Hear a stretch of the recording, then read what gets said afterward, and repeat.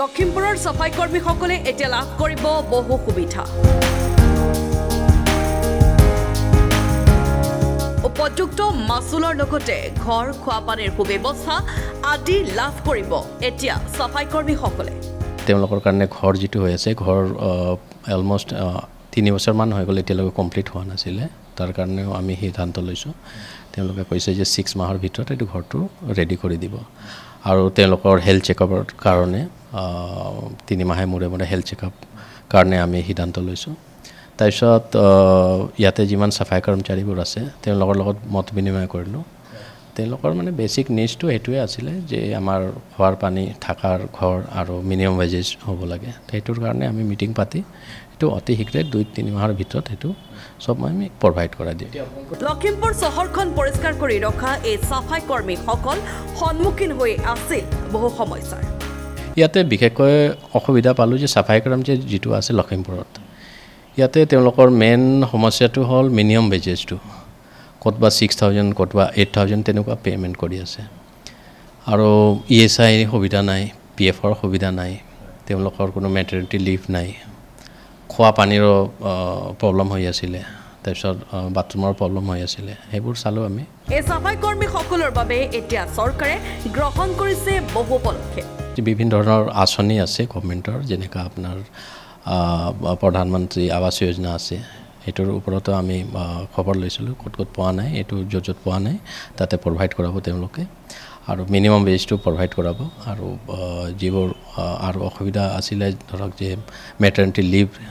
তাৰপিছত medical checkup হেতৰ কাৰণে ইয়াতে সিদ্ধান্ত ল'ব এটো অতি শীঘ্ৰে ইয়াতে কৰাই দিব সাফাই কৰ্মীসকলৰ সমস্যাৰ বুজ ল'বলৈ লখিমপুৰত উপস্থিত হয় অসম ৰাজ্যিক সাফাই কৰ্মচাৰী আয়োগৰ চেয়াৰমেন গৰাকী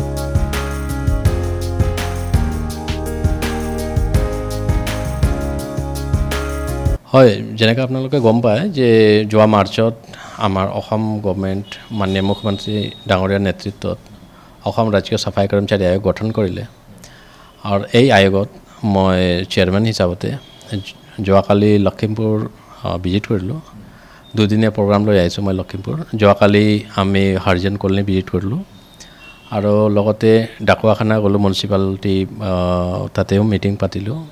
সিভিল হস্পিটালত গৈছিলোঁ আজি লখিমপুৰ জিলা আয়ুক্ত কাৰ্যালয়ত এখন মিটিং অনুষ্ঠিত কৰি তেওঁলোকৰ এই সমস্যাসমূহ উপস্থাপন কৰি শীঘ্ৰেই সমাধান কৰাৰ উল্লেখ কৰে চেয়াৰমেন গৰাকীয়ে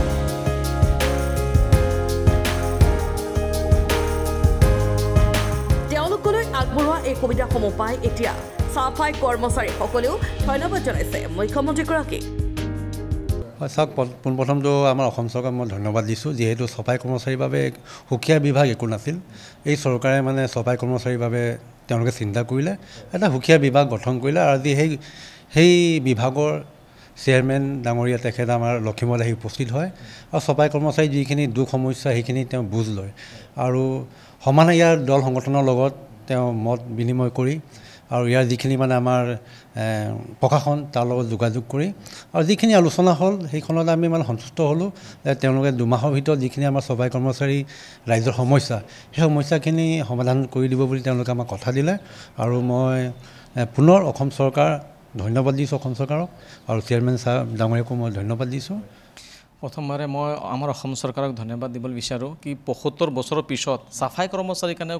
কোনোবা চৰকাৰে যদি চিন্তা কৰিছে তো আমাৰ CM chief minister Hemanta Biswa Sarma ডাঙৰীয়া মানে আমাৰ কাৰণে চিন্তা কৰিলে ফাৰ্ষ্ট টাইমৰ বাবে এইটো আমাৰ কাৰণে বহুত ডাঙৰ কথা যেতিয়া আমাৰ আয়োগ হৈ গ'লগৈ এতিয়া আমি নিশ্চিন্ত বুলি মই ভাবোঁ আমি নিশ্চিন্ত কেলে কি আমাৰ প্ৰব্লেমকেইটা সলভ কৰিবলৈ কাৰণে আমাৰ এটা নিজৰ এটা অফিচ এটা আমি পালোঁ ব্যুৰ' ৰিপৰ্ট লখিমপুৰ টুডে